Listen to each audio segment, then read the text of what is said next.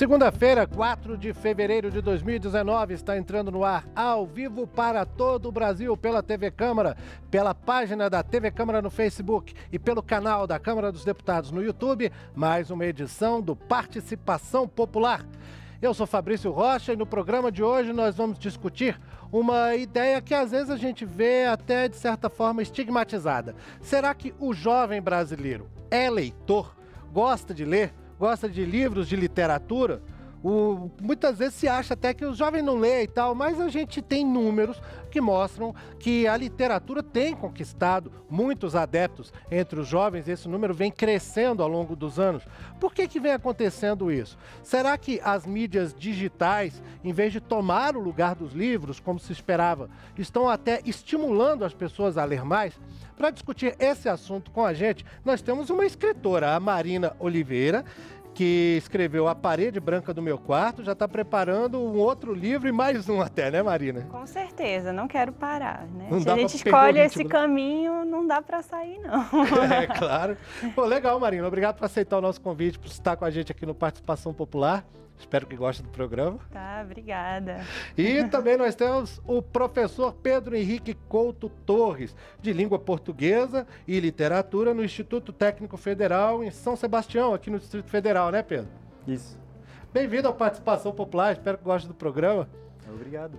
Contar um pouquinho da sua experiência ali com seus alunos. E os dois são muito jovens, dá para ver aqui, né? Os dois participantes do programa são jovens e podem falar até pela experiência pessoal, né? Por que gostam, por que estão nessa área de livros, nesse interesse em literatura. E você que está nos acompanhando sabe que o programa se chama Participação Popular, porque estamos esperando as suas mensagens. Você tem jovens em casa?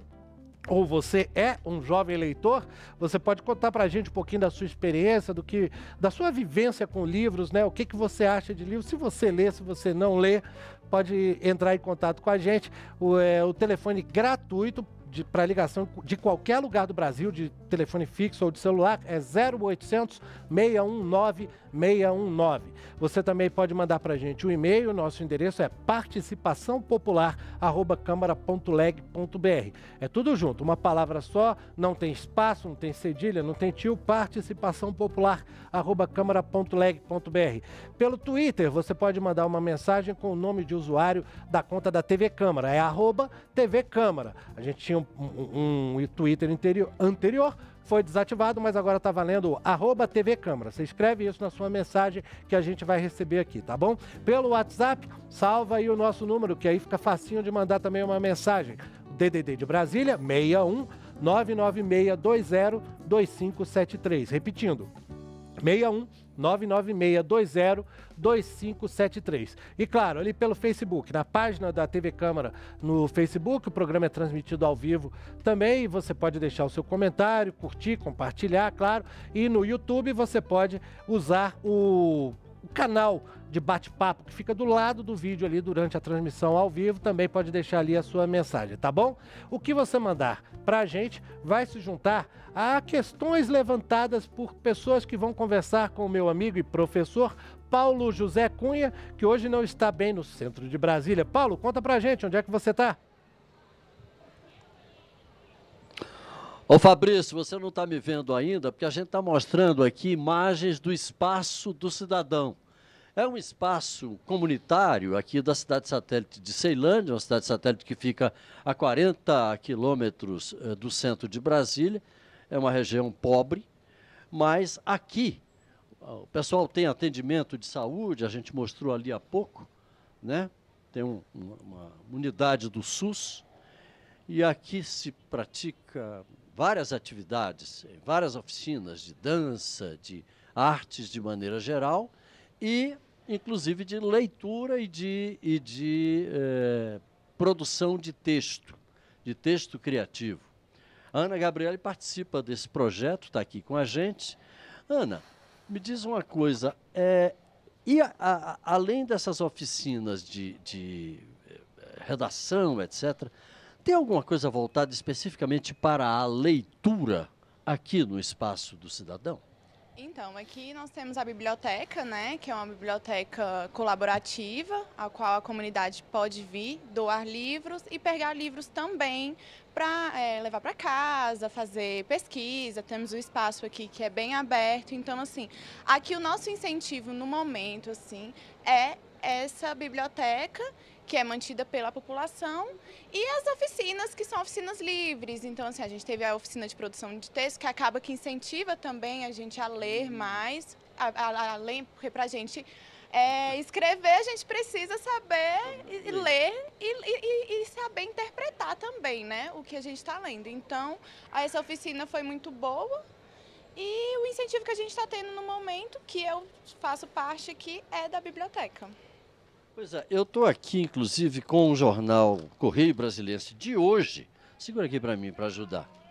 Olha só, e coincidentemente saiu uma matéria denominada A Biblioteca que Nos Falta. É uma matéria sobre uma biblioteca muito importante de Brasília, fica lá no plano piloto, que está fechada desde 2014. Olha que loucura. E não tem previsão de reabertura.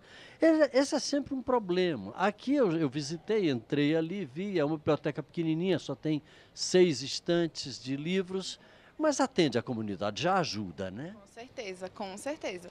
Aqui temos livros de vários assuntos. E aqui também a gente tem um pré-vestibular, né?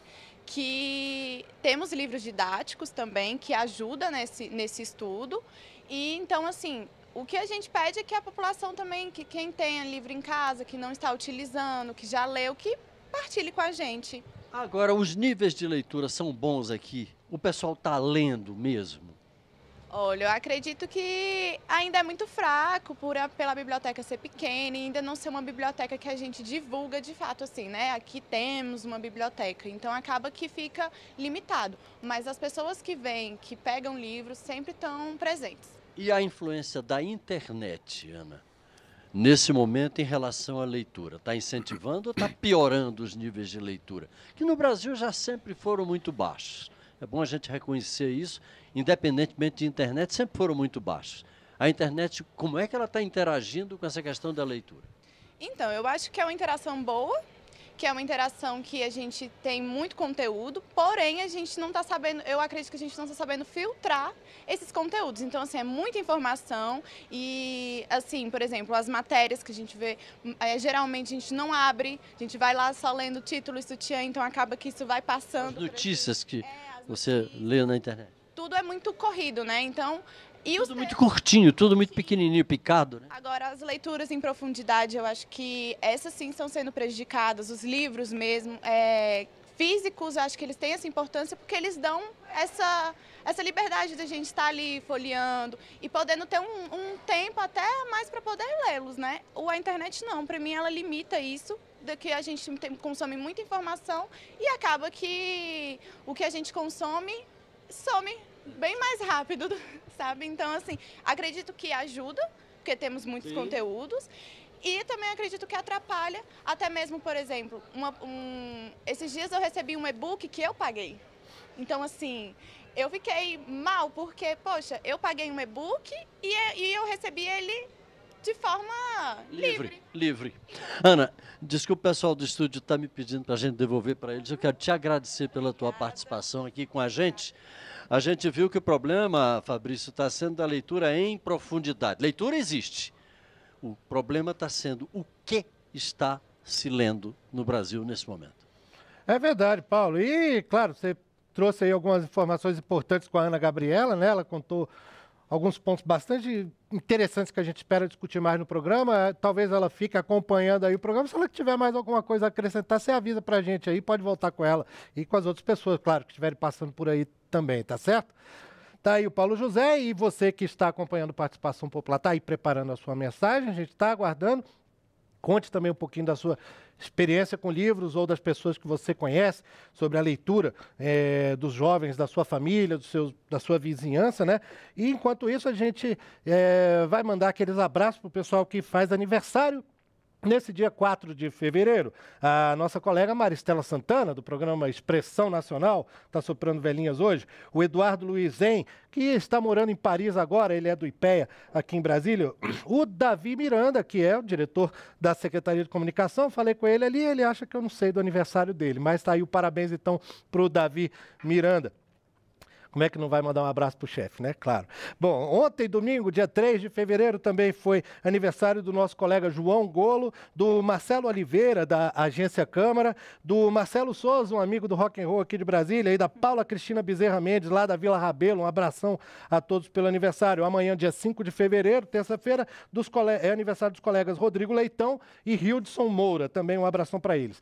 4 de fevereiro, aniversário de algumas cidades do Brasil, entre elas a capital do Amapá, Macapá, então, comemorando aniversário hoje em Pernambuco, Garanhuns, Itambé e Pau d'Alho. Em São Paulo, 2 córregos. Em Alagoas, Jacuípe e em Santa Catarina, Presidente Castelo Branco. Se você mora em alguma dessas cidades, está aí acompanhando participação popular, parabéns, dê um abraço em nome da nossa equipe a todos os seus vizinhos, os seus conterrâneos aí, e mande a sua mensagem para esse programa, o Participação Popular, que está discutindo os jovens e a leitura aqui no Brasil. Vamos começar o papo de hoje. Eu vou perguntar para o Pedro Henrique. Pedro Henrique, que é professor de Língua Portuguesa e Literatura, no Instituto Técnico Federal, aqui no Distrito Federal.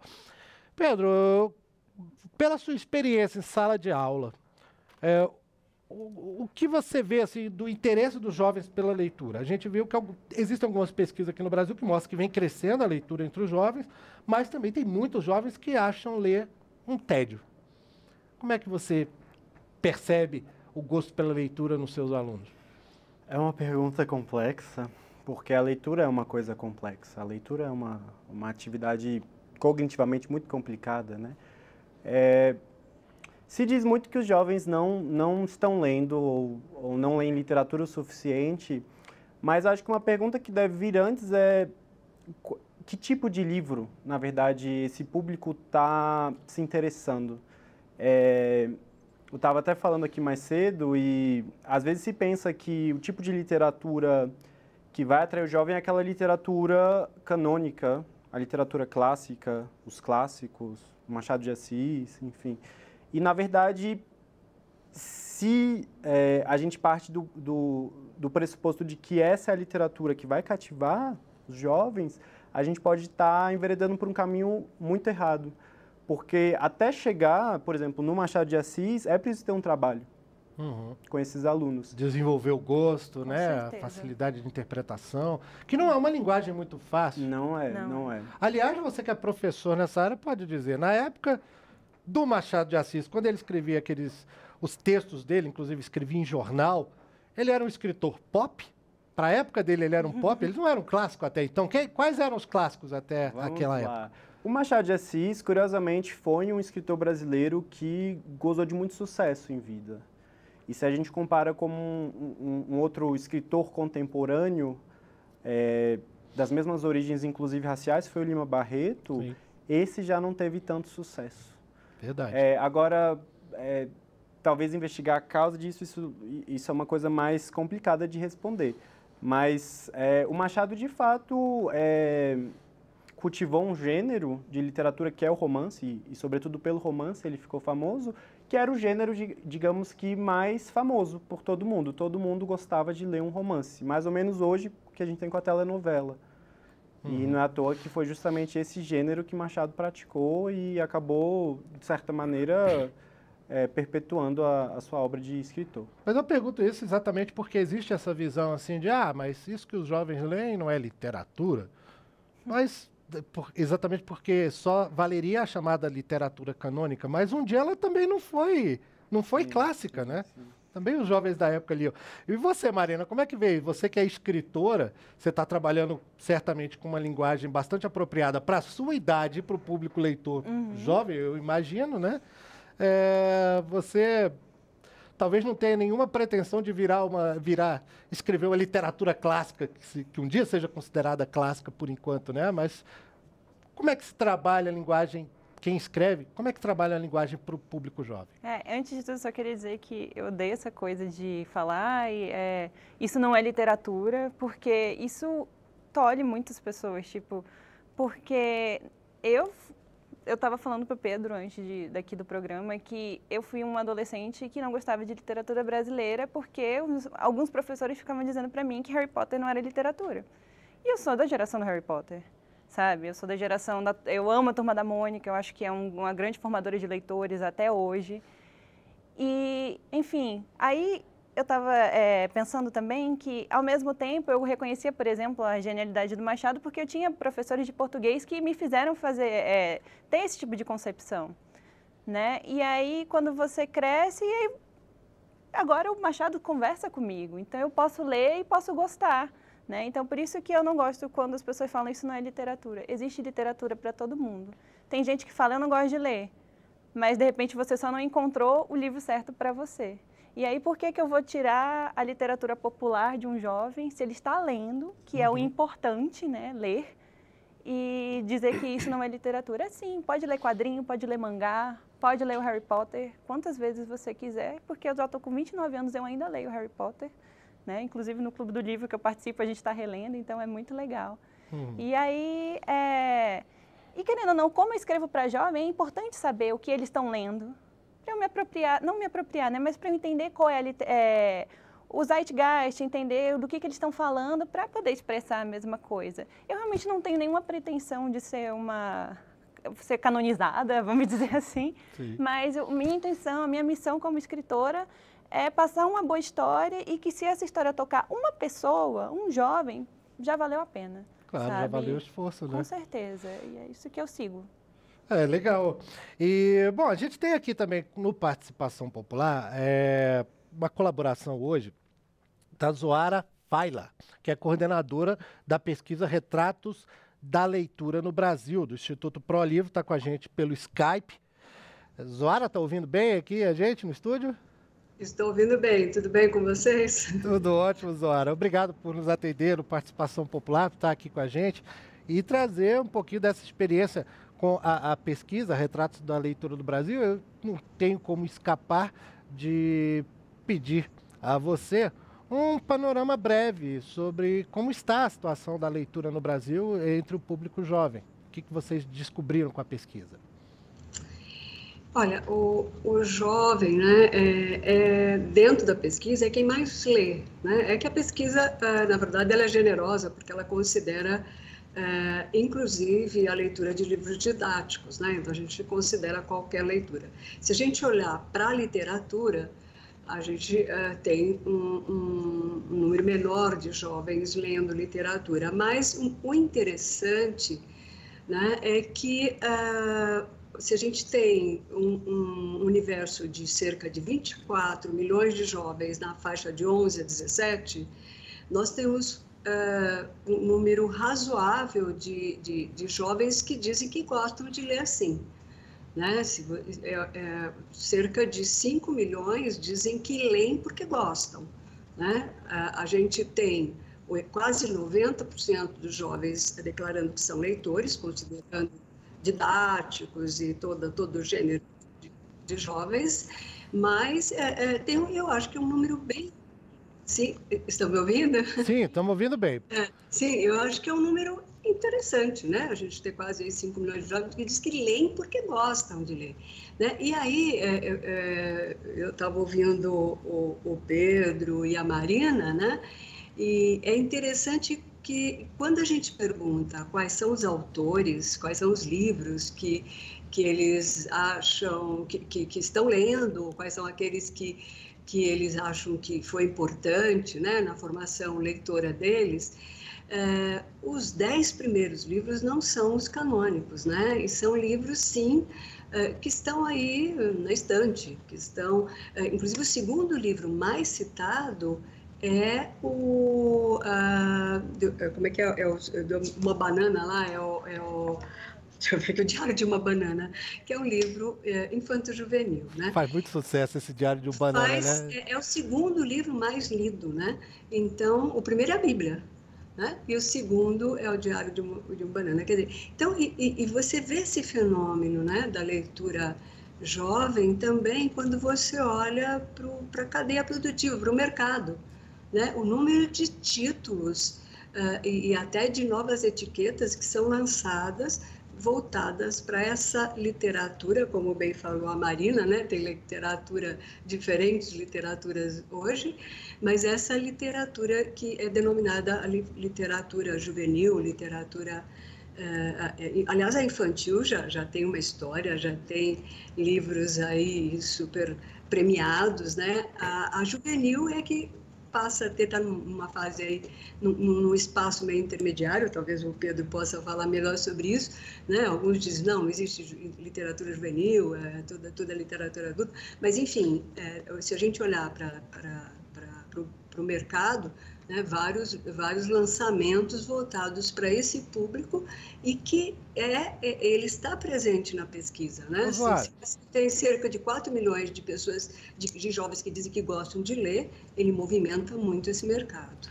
Zora, e uma coisa que eu observei, pesquisando aí, dando uma olhada inclusive nos números da pesquisa, um pensamento que vem na cabeça é o seguinte, a gente tem até a impressão, e é isso que a gente está discutindo nesse programa de hoje, que a gente já vê noticiado às vezes nos jornais, de que sim, os jovens estão lendo mais, estão se interessando, mesmo que seja pelo Harry Potter, pela chamada literatura pop ali, né? Sem os canônicos. Mas uma pergunta que me veio isso não seria talvez um fenômeno muito classe média, que a gente vê amplificado, inclusive, por sermos todos dessa mesma classe, e que talvez, proporcionalmente ao total da população jovem do país, não seria uma coisa menor do que realmente é vista, se talvez ela seja vista amplificada pela proximidade que nós temos. Nós somos aqui classe média, estamos discutindo como classe média, mas será que a literatura está acessível às pessoas que a gente imagina não tem acesso à educação, não tem acesso a esse mercado editorial todo? Pela pesquisa, vocês consideram isso? Vocês têm a estratificação social revelada na pesquisa ali? Dá para falar um pouquinho sobre isso? Sim. Quando a gente... nós temos 88% dos jovens são leitores, né? E, sem dúvida, nesses 88%, você tem dentro da amostra todos os estratos sociais representados, né? Então, você tem leitores entre aqueles que têm até 3 salários, mas quando você olha para aqueles que gostam de ler, você tem toda a razão, né? A gente vai encontrar aquele que gosta de ler, e principalmente aquele que lê literatura, entre os estratos, né, de classe média alta e superior, e principalmente entre aqueles que têm pais com nível superior. Então, infelizmente, né, tem um recorte social aí, né? Privilegiada, né, e que tem lá um mediador de leitura que, em geral, principalmente citada a mãe, mas é uma mãe de nível superior, é uma família que tem livros em casa, é uma família leitora. Então, né, a gente, infelizmente, né, você fala, bom, esse público movimenta o mercado, mas e os jovens que estão fora, né, desse mercado, esse jovem que vem dessa origem de uma família que não é leitora, que não tem livro em casa, né? Então ele é extremamente dependente da escola, de bibliotecas públicas. E também a pesquisa nos diz, né, que o professor é pouco lembrado como influenciador, né? Ele fica em segundo lugar entre os citados. E quando a gente pergunta para aqueles que leem, né, quem foi que indicou o livro, quem normalmente ele escuta para procurar ou para se interessar por uma leitura, o professor é o 10º citado, né? Então a gente percebe que, infelizmente, né, a gente não tem primeiro que não tem um professor leitor com essa possibilidade de repertório de leitura que possa ser formadora de novos leitores, né, indicando leituras que sejam interessantes para esse jovem, né? Então, infelizmente, nós temos carências na escola, lacunas na escola e uma família, como você bem lembrou, que não é uma família leitora. Zora, espero que você continue com a gente, esteja com tempo aí para acompanhar a discussão, para participar de novo, mas essa questão é interessante e Você falou da questão do professor ser preparado, chegou para a gente uma pergunta aqui, eu acho que é de uma colega sua, viu, Pedro Henrique? A Camila Nunes, que é lá de São Sebastião, aqui brasileira, você já deve saber quem é, né? Que ela diz aqui, eu gostaria de perguntar ao professor Pedro Couto, que por sinal deixo minha profunda admiração, como que nós, futuros educadores, podemos adequar nossas práticas para melhorar essa fluidez literária na sala de aula. É um pouco do que a Zoara falou aqui, muitas vezes o professor não é uma referência em literatura e, dessa forma, ele não consegue influenciar os seus alunos a ler. O que eu queria sintetizar com base nessa questão que a Camila trouxe é o professor de literatura aqui no Brasil, ele está preparado para incentivar o jovem a ler, ele dá valor para essa literatura juvenil, como Harry Potter, por exemplo, que foi citado, como os livrinhos da Turma da Mônica, ou não? Ok. Primeiro eu queria... eu fiquei feliz em ver essa pergunta. É uma aluna minha, da Camila.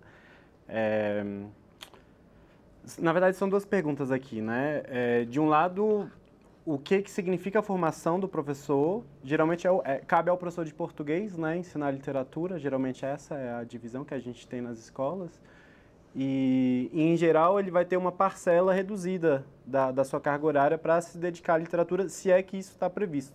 Vai ter escola que o tempo para ler qualquer literatura vai ser muito reduzido. Mas isso é estabelecido por escola, cada escola que concede ou não esse tempo. Né? Isso. A escola tem autonomia para definir a carga da língua portuguesa, se você vai aumentar a gramática. E, em geral, esses conteúdos, os conteúdos da gramática, da produção de texto, acabam preponderando. E a literatura ela é sempre vista como algo mais acessório, que vai servir, sobretudo, no caso do ensino médio, para a preparação dos vestibulares. Agora, é um desafio formar um professor que leia, um professor que tenha inclusive, o tempo para ler literatura. Eu acho que todas essas questões que a gente traz aqui sobre leitura, sobre juventude e leitura, a gente não pode esquecer o cenário social que está delimitando tudo isso, porque nós somos um país de extrema desigualdade. E isso acontece na escola. Você vai ter uma população mais leitora pertencente a classes mais elitizadas, mais elevadas, e aqueles que precisam da escola pública acabam tendo seu acesso limitado aí, inclusive por uma parcela de professores que talvez não tenha todo o tempo para poder ler literatura. E aí fora o fato de a própria família muitas vezes não ter tido acesso à educação e não valorizar a leitura o quanto Daí poderia, que a escola é esse espaço paradoxal, porque para muitos ela será o único lugar para poder ler. Será o único lugar para poder ler. E ao mesmo tempo, para muita gente, né, Marina, é uma coisa obrigatória, né? Muitos estudantes acabam vendo só como uma coisa maçante que é imposta pela escola, né? Isso que o Pedro falou de, tipo, a leitura ser uma coisa muito acessória, me fez pensar, né? Tipo, a gente coloca todo essa carga no português quando poderia estar distribuída. Eu me lembro que eu tive uma matéria na faculdade que era sobre história geral do mundo. E aí a gente leu Maus, né, que é um HQ premiada, ela sugeriu outro tipo de literatura e tal. Então, poxa, seria legal, por exemplo, se a gente fosse estudar a Segunda Guerra Mundial, a gente pudesse ler Maus na escola, né? Então, e aí quando você coloca todas as matérias juntas, interdisciplinariedade, exato, né? Acho que pode ser inclusive um estímulo, né? Um estímulo, né? Eu pensei nisso agora. Tornar a coisa menos impositiva. Bom, a gente tem aqui no programa de hoje também a participação da deputada Rose Modesto, do PSDB de Mato Grosso do Sul, que ela não está por telefone, ela está aqui em Brasília e está participando direto do Salão Verde, bem pertinho do nosso estúdio aqui. Professora e deputada Rose Modesto, porque é professora também. Obrigado por nos atender no Participação Popular, por estar com a gente nesse programa ao vivo, deputada. E a senhora era professora de quê mesmo na rede pública lá em Campo Grande? Bom, primeiro, obrigado pela oportunidade de participar com vocês. Eu sou formada em História, bacharel em História, né? Trabalhei no ensino fundamental e no ensino médio, nas redes municipal, né? E estadual também. Ô, deputada, e a gente está discutindo exatamente o papel do professor no estímulo à leitura, e a Marina acabou de mencionar, por exemplo, que seria interessante estudar a Segunda Guerra Mundial por meio da literatura também, fazer parte de um esforço interdisciplinar na escola. Pela sua experiência como professora de rede pública, e agora aí com deputada certamente cheia de ideias para essa área da educação, como que isso pode ser trabalhado na prática ali? A senhora já fez algum trabalho interdisciplinar também assim na escola e, de alguma forma, isso poderia ser um campo, talvez, de trabalho do Congresso Nacional para ajudar na formação de professores, para incentivar a literatura? Bom, com certeza. Primeiro eu vou falar da minha experiência como professora rapidamente. O professor, ele tem que saber, na verdade, motivar o aluno. Então, a forma que ele trabalha, eu como professora de História, quando fui falar de Segunda Guerra Mundial, por exemplo, utilizei a música. E trabalhava falando um pouco da história da Segunda Guerra, fazendo paródias com histórias que a gente retirava dos livros para motivá-los a iniciar ali a leitura sobre a Segunda Guerra Mundial. Então é muito importante como o professor vai abordar, né, essa questão para incentivá-los. E assim também como leitura de clássicos, que não interessa muito a nossa juventude, mas a forma como você vai contar essa história. Talvez não pedir para o aluno, né, relatar isso de forma escrita, mas compartilhar. Ele vai ter um momento na sala de aula para poder compartilhar qual foi a visão que ele teve daquele clássico. E eu acho que o caminho para a gente poder realmente motivar, principalmente a juventude, deveria ser esse. E melhorar, claro, né, as bibliotecas, os acervos, treinar e capacitar bibliotecários, porque senão a gente acaba não fazendo nem a lição de casa. Como é que a gente vai conseguir incentivar outras pessoas? Como parlamentar, né, e com certeza eu quero ter assim uma ação, né, muito forte na área da educação aqui na Câmara Federal, acredito que na hora de discutir, por exemplo, as emendas, nós temos que ter esse olhar, pensar na literatura, pensar se as escolas do nosso país têm biblioteca, né, quem sabe essas emendas parlamentares não possam ser recursos para comprar livros, né, incentivando desde quem está lá recebendo esse aluno. É importante, né, essa formação e capacitação que a gente vê pouco acontecendo no Brasil. Todos os profissionais de educação, desde quem recebe, talvez lá no portão da escola, até o bibliotecário, passa pelo professor e também nas reuniões de pais. É muito importante a gente trabalhar isso. É uma cultura não ler no nosso país e cultura se muda com ações envolvendo todo mundo. Acho que esse é o caminho. Muitas vezes se diz, né, deputada, que o Brasil é um país em que se desenvolveu a tradição oral e que talvez isso seja uma das causas dos baixos índices de leitura que tradicionalmente se observa no Brasil. Deputado, eu tenho uma informação aqui do Paulo José Cunha, que está na cidade satélite de Ceilândia aqui, de que o pessoal lá tem até pergunta para debater com a senhora. Paulo, está com você.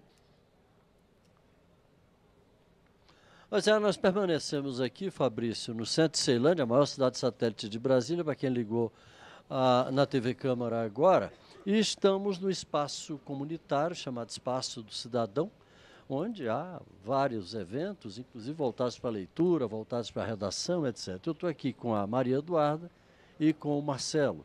Ela é estudante de letras, ele é estudante de história, e os dois participam desse projeto. Maria Eduarda, antes de mais nada, vamos fazer logo a pergunta que você me disse que gostaria de fazer para a deputada. O que é que você gostaria de perguntar para ela? Boa tarde. Eu gostaria de perguntar para a deputada a questão da acessibilidade mesmo às bibliotecas virtuais. A gente tem vários livros no acervo público mesmo, se a gente poderia fazer algum projeto de lei para expandir as obras, tanto nacionais quanto internacionais, nesse acervo, e também perguntar sobre a questão da acessibilidade. A gente tem uma biblioteca pública aqui no Distrito Federal sobre sobre Braille, e se a gente poderia expandir isso também à literatura para pessoas cegas, por exemplo. Bom, respondendo então a sua pergunta, né, isso é possível fazer. Acho que a questão de lei, né, a legislação da acessibilidade, ela já existe, né, o que nós temos mesmo é que colocar em prática isso. É a hora de pensar em investimentos e projetos, né, ter uma sensibilidade, né, de pensar nessas áreas também. Acho que todo parlamentar tem essa obrigação, né, já que nós queremos de fato e temos falado isso em discursos que nós vamos transformar o nosso Brasil através da educação. Esse discurso está quase na boca de qualquer político, né? Eu acho que na hora das ações, né, quando você vai falar de investimento, vamos falar um pouco menos de investimento talvez, né, só em infraestrutura e a gente começar a entender que a educação inclusive ajuda a gente a gastar menos com outras áreas, né? Em relação à questão da acessibilidade, existem legislações já. Eu acho que o parlamentar também tem uma obrigação de sensibilizar outros políticos do seu estado, né? Cada um representa aqui o seu estado, então falar com governadores, falar com prefeitos, com vereadores, né? E fazer isso de forma transversal, a gente acaba conseguindo resultados melhores em menos tempo. Deputada, eu tenho a informação aqui de que a Zoara Faila, que é a coordenadora da pesquisa Retratos da Leitura no Brasil, também gostaria de falar com a senhora. Zoara, você tem uma pergunta para a deputada, é isso? Eu sim.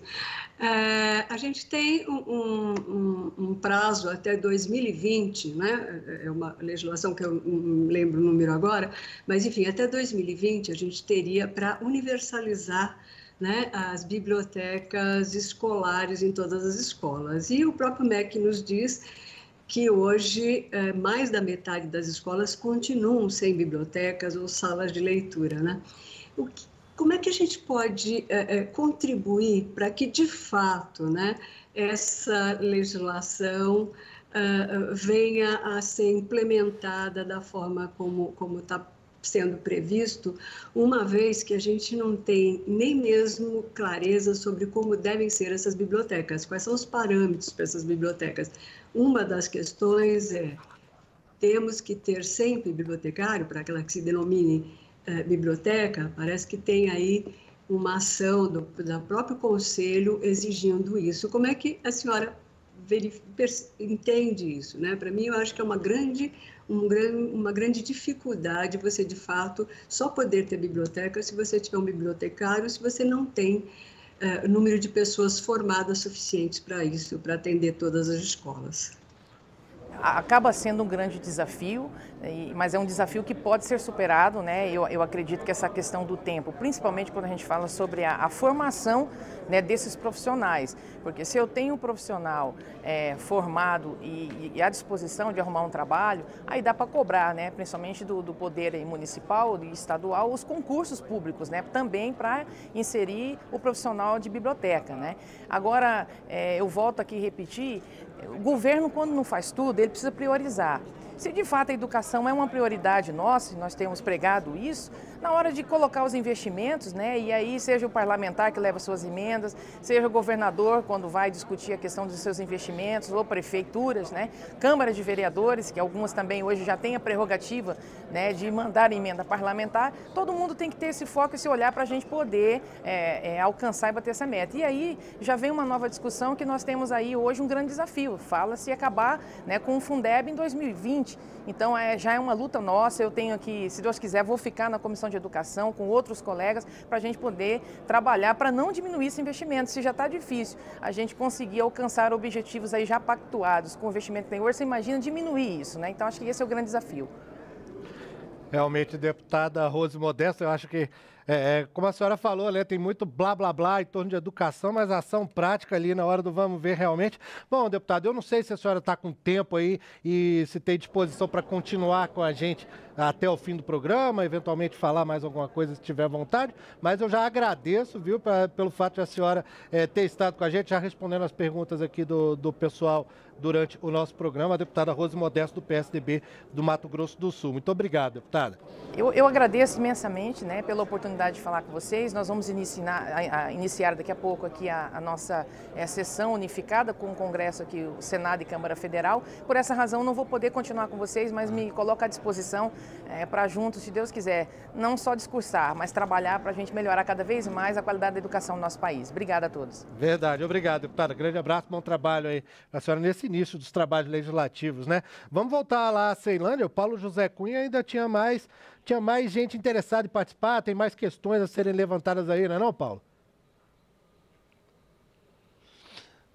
Fabrício, eu estou aqui, ainda continuo com a Maria Eduarda, com o Marcelo. A Maria Eduarda, eu queria saber dela o seguinte, porque ela estava me contando um pouco antes da gente entrar no ar, que ela só foi ter contato com livros na casa dela aos 14 anos. Hoje ela está com 21, quer dizer, é um período pequeno, vamos admitir que é um período pequeno. E a gente sabe que é importante a presença do livro, do objeto livro na casa, como fator de incentivo à leitura. O que é que você acha, o que você diria para as famílias, Maria Eduarda? Que contribuição as famílias podem dar para a formação desse leitor do futuro? Acho que, primeiramente, é acompanhar nas escolas, né, desde a infância, assim, desde o primeiro momento dentro da escola, como é que vai progredir essa leitura dessa criança, né? Acho que o mais importante é acompanhar toda a vida escolar, para que a família incentive mesmo o hábito da leitura, não só em português, mas também em outras áreas, como foi citado no programa, em história, em várias outras áreas diversas, né? E aí, isso é muito importante também incentivar com livros que interessem a criança, né? Não adianta a gente colocar livros que não despertam interesse. Pô, aquele livro, você tem que ler isso. Não é interessante. Então, é muito importante que a gente também saiba identificar, enquanto família, dentro da nossa própria casa, qual é o estilo de leitura que aquela criança gosta. Se é HQ, se é romance, se é poesia, se é contos. E acho que isso é uma inclusão também para incentivar essa questão. Obrigado, Maria Eduarda. Queria falar com o Marcelo, também participa desse grupo, estudante de História. Marcelo, na tua formação como leitor, o que foi mais importante? Foi a família? Eu acho que não, assim, a família contribuiu e eu acho que através da família eu fui tendo contato com as primeiras leituras, né, contos, ali a coleção Vagalume e tudo mais, mas eu acho que o principal foi querer buscar mesmo a faculdade e eu fui buscando textos acadêmicos e tal, fui forçado mesmo a ler, porque minha área eu tenho que ler. Briga, né, história? Agora, você lê mais textos acadêmicos do que a literatura normal, romance, Jorge Amado? Sim, eu leio muito mais texto acadêmico do que literatura normal, até porque durante o período que eu estou cursando, né, quando não é férias, eu tenho uma carga de leitura muito grande, então não tem como ficar lendo outros textos e tudo mais, eu acabo ficando preso aos textos da faculdade mesmo. E a internet, ainda tem que dar atenção à internet. Assim, a internet eu vejo como uma ferramenta, talvez para democratizar assim, acesso à leitura, alguns textos a gente consegue achar na internet, mas também acaba que perde um pouco o foco ali, você está lendo um texto e acaba se distrai com redes sociais e tal. É uma faca de dois gumes, né? Obrigado, Marcelo. Fabrício. Realmente não tem como escapar dessa questão aí também, né, das redes sociais, Paulo. Legal que o Marcelo trouxe isso. E muito importante isso que a Maria Eduarda falou sobre a influência da família. Realmente, né, ela demorou a ter acesso a livros. Eu fui muito influenciado pelo meu pai, que gostava muito de ler. Eu peguei o hábito dele, embora não seja muito de literatura mesmo, né? Eu acostumei com enciclopédia. Eu tinha enciclopédia em casa, eu gostava de ler enciclopédia, adorava. Coisa meio esquisita. Agora, tem muita gente mandando mensagem pra gente,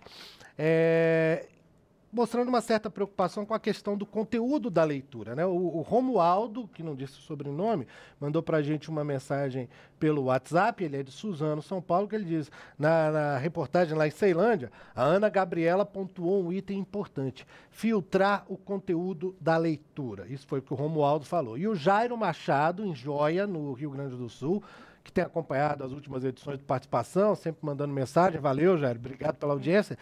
Ele diz, eu acho de extrema importância a leitura, porém vai depender do conteúdo das leituras. Ainda tenho a humilde e respeitosa opinião de que é melhor ler pouco e meditar em cima do que foi lido, absorver e pôr em prática, do que ler muito e não tirar proveito algum daquilo que leu. Essa preocupação com o conteúdo, Marina, eu queria te perguntar, assim, é válido isso? Tem utilidade, talvez, assim, selecionar a quem cabe fazer a seleção do que é uma leitura válida ou não? Você que já foi leitor e agora está escrevendo. Assim, existem as faixas etárias dos livros por uma razão, né? Você tem o livro infantil, o infanto-juvenil. Aqui no Brasil a gente não tem muita cultura do middle grade, que é aquele entre 10 e 13 anos. Aí você tem infanto-juvenil e tem o jovem adulto, tem o novo adulto. Existem essas faixas etárias porque os temas são daquela faixa etária, né? Então, se você é um pai, um professor, que for procurar, é só falar com o livreiro que está na loja e ele vai indicar.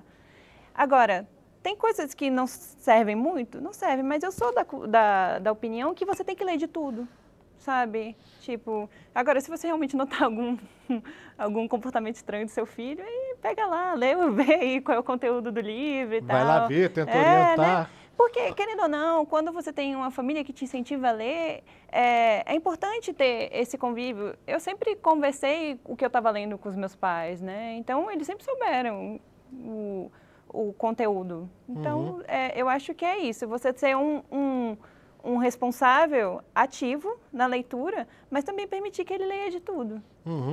Eu pergunto isso porque eu sou da do pessoal que acha que não existe cultura inútil. Eu gostava de ler de tudo ali, né? Agora, a gente vê muita discussão sobre isso, inclusive sobre o papel da escola também, não é, Pedro? Assim, caberia à escola determinar o que o aluno deve ou não ler?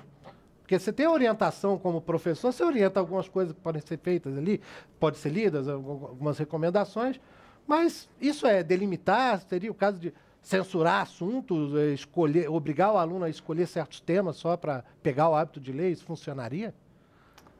Olha, a pior coisa para a literatura é a censura, porque a censura para qualquer expressão artística é a pior coisa que pode ocorrer. Na prática, as escolas acabam formando um conjunto de listas de obras que são sempre lidas. Então, nesse sentido, há uma restrição, sim, do que é lido. E como eu falei anteriormente, sobretudo no fim do ciclo da educação básica, que é o ensino médio, você tem a grande preocupação do vestibular. Isso acaba orientando, basicamente, o ensino médio, ele é formado no primeiro, no segundo e no terceiro ano, num circuito de obras literárias que vai meio que respeitar o que as universidades, para os seus respectivos vestibulares, delimitaram. Uhum. Na prática, as escolas acabam já formando um cânone, uma lista de obras que são lidas e outras que não são lidas. Mas muito com o propósito de vestibular, né? Exato. Na prática, isso acaba sendo um fator indispensável para essa análise. Outras mensagens que chegaram aqui revelam um pouco de preocupação com essa coisa também do tema. Né? Por exemplo, o Rony, de Vitória, Espírito Santo, mandou uma mensagem pelo WhatsApp dizendo assim, em geral, os jovens buscam a leitura por entretenimento ou para adquirir determinados conhecimentos específicos. Já na escola, ela é apresentada de forma impositiva. Objetivamente, há como conciliar essas questões? Alguém poderia comentar o que o Rony disse? Então, responder? eu acho que o problema também está na forma que foi construído, né? Então tem uma carga horária, tudo voltada para o vestibular. Se você não gosta de ler já antes de entrar no ensino médio, eu acho que é um pouco difícil você conciliar o que você quer ler e o que você é obrigado a ler. Esse hábito tem que vir mais cedo já, Exato, né? Eu acho. Senão, porque, por exemplo, você não lia nada e você chega no ensino médio e só tem aquela leitura obrigatória, você vai sair... Talvez você não vai querer mais ler depois disso, né? Então... Talvez seja um desestímulo até a leitura, né? Essa coisa da imposição, como o Rony apontou. A professora Eneida mandou uma mensagem pelo WhatsApp também dizendo como ampliar a competência leitora e aumentar o número de leitores se a nova reforma do ensino médio tornou disciplinas como história, filosofia, a própria literatura como não obrigatórias. Pedro Henrique, talvez isso aí seja para você, hein? Essa, para mim... Inclusive, é minha colega de trabalho, para quem eu mando um abraço. Manda um abraço para ela aí. Novamente, eu falo, não dá para falar sobre leitura sem pensar na nossa sociedade. E como que, na verdade, a escola está mediando boa parte da vida da gente. A gente passa uma boa parte da nossa vida na escola.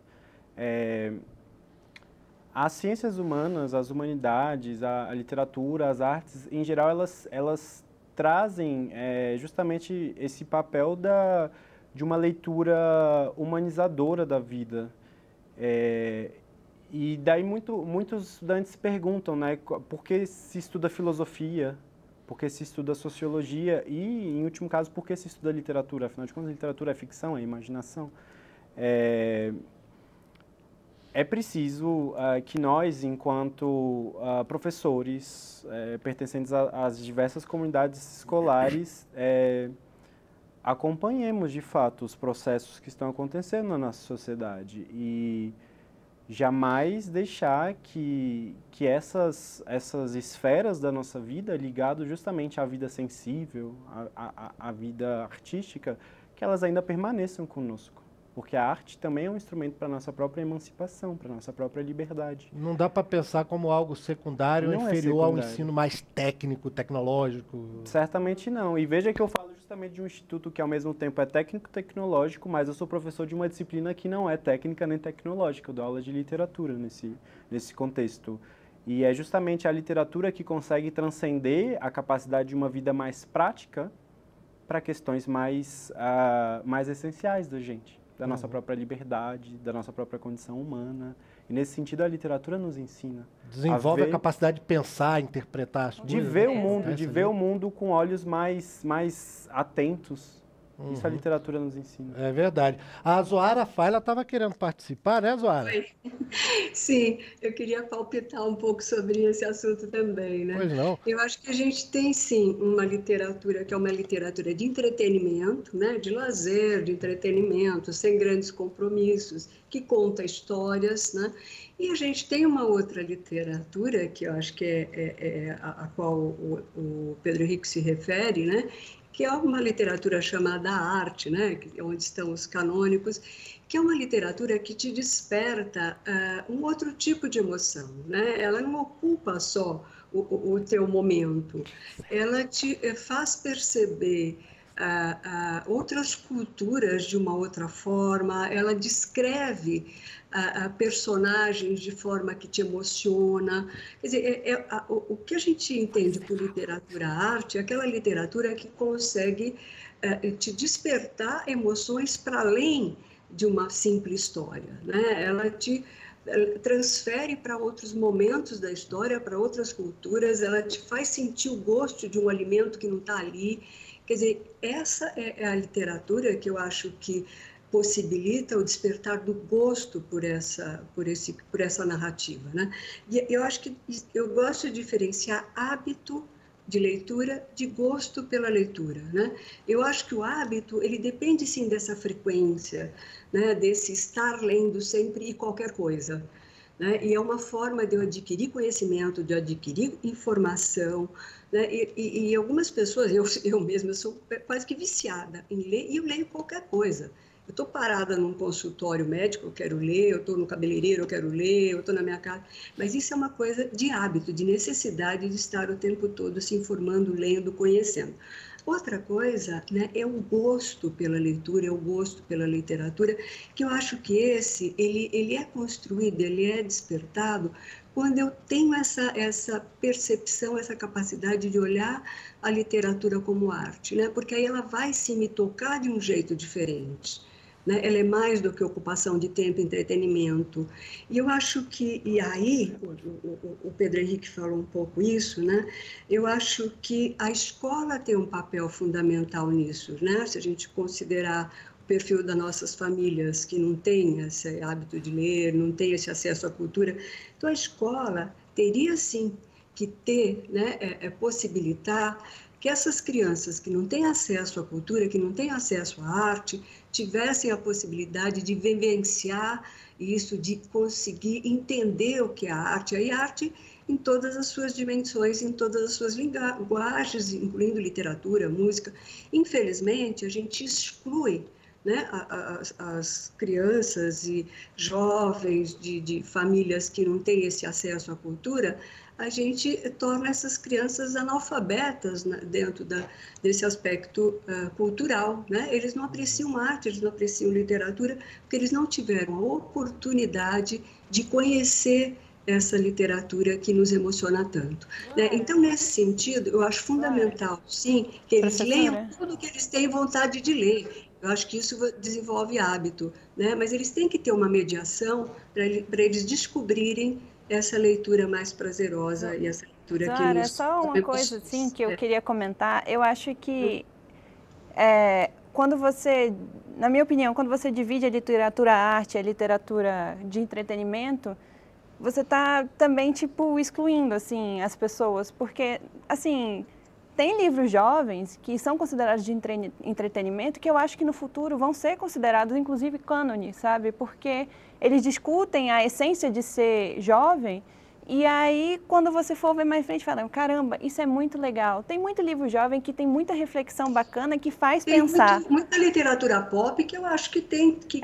por isso, é porque quando fala assim que tem a literatura arte, a literatura, cara, eu acho que a gente não tem que se dividir. Mas tudo literatura. Sim, mas isso aí talvez, aí eu fiquei na dúvida se o que a Zoara quis dizer foi de algo paralelo ao que a gente vinha falando sobre o que é clássico, o que é popular, ou se é a questão da literatura no conceito mais amplo em comparação com livros técnicos, com literatura técnica. Seria esse aspecto? Foi esse aspecto? Que você está falando? Eu não sei. Eu fiquei confusa também.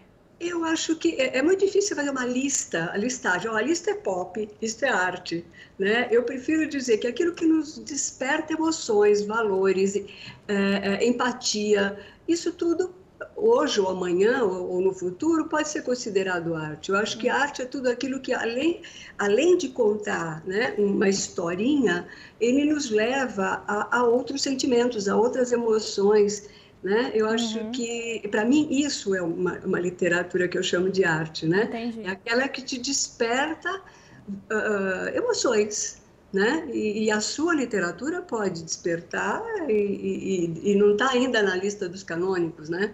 Mas eu acho que além de ter uma lista, né, quando o despertar do gosto. Eu acho que o gosto ele é despertado, né, quando você tem essa sintonia com aquele personagem, com aquela história que está sendo contada, né? Isso para mim é arte, né? Eu acho que você só consegue se comunicar com o seu leitor, né, na medida em que você tem algo mais a dizer, né? Mais do que contar uma simples história. Zora. Isso está nas artes plásticas, está em tudo, né? Sim. Não, Zora, eu já vou ter que interromper, porque a gente chegou no horário limite aqui do programa, e então eu quero te agradecer por ter estado com a gente aqui, né, Zora Faila, que é coordenadora da pesquisa Retratos da Leitura do Brasil, do Instituto ProLivro. Muito obrigado por ter estado com a gente nessa edição Eu do Participação agradeço, Popular. é muito bom falar sobre isso. Maravilha, é bom, né? Gosta do assunto. Muito obrigado, grande abraço. Vou agradecer aos nossos convidados também, pela que não dá para a gente estender. Tem muita mensagem que chegou, inclusive. Obrigado a você por ter mandado para a gente essas mensagens. A gente não vai ter tempo de discutir aqui, mas a produção do nosso programa vai encaminhar para todos vocês que participaram, para a Zoara, Marina, Pedro Henrique, tá bom? Marina Oliveira, escritora, muito obrigado por ter estado com a gente Muito no Participação. obrigada. Queria mais tempo. É, tão bom mundo, discutir. Tem muito, o assunto tá bom, né? A conversa tá boa aqui. Pedro Henrique Torres, professor de Língua Portuguesa e Literatura, muito obrigado por ter estado com a gente aqui. Eu que agradeço. E obrigado a você que nos acompanhou nessa edição do Participação Popular. Eu quero mandar um abraço aqui para o pessoal que acompanhou o programa pelo Pirambu News, que mandou um e-mail para a gente aqui, dizendo que é o maior projeto de internet lá da periferia de Fortaleza. Então, para todos vocês aí de Fortaleza que acompanharam Participação Popular pelo Pirambu News, um abração para vocês. Obrigado aí à turma do Pirambu News por estar transmitindo o programa. Eu já vou me despedir por aqui. Eu sou Fabrício Rocha, a gente se fala, a gente se vê. Um grande abraço, mas quem vai encerrar o programa hoje é o Paulo José Cunha, lá da Ceilândia. Paulo José, a bola tá com você. Abração, obrigado por ter estado com a gente, tá? Até mais. Ô Fabrício, obrigado a você. Agora, eu tô aqui com um rapper, o Nenzinho. Nenzinho é doido por música e diz que por conta disso ele adora ler coisas sobre música. Você tem até uma tatuagem aí, né? Olha aqui. Adoniran Barbosa aqui na perna. E ele disse que gostaria de terminar o programa fazendo uns versos sobre a questão do incentivo ao hábito da leitura para os jovens. O microfone é seu. Boa tarde. Meu nome é Nenzinho, trazendo rap e cultura, incentivando também o poder da literatura, que pra mim é cura, igual Augusto Cury. Na rima, então, cê sabe, já me procure. E eu vou fazendo desse jeito, mantendo a rima, também o foco e o conceito. Literatura é importante para a mente crescer, mas não é só ler, você também precisa absorver a mensagem que sempre é passada, enquanto eu passo a minha ideia na rima improvisada. E a maior satisfação, fazendo rima, falando sobre literatura, no jovem de expressão.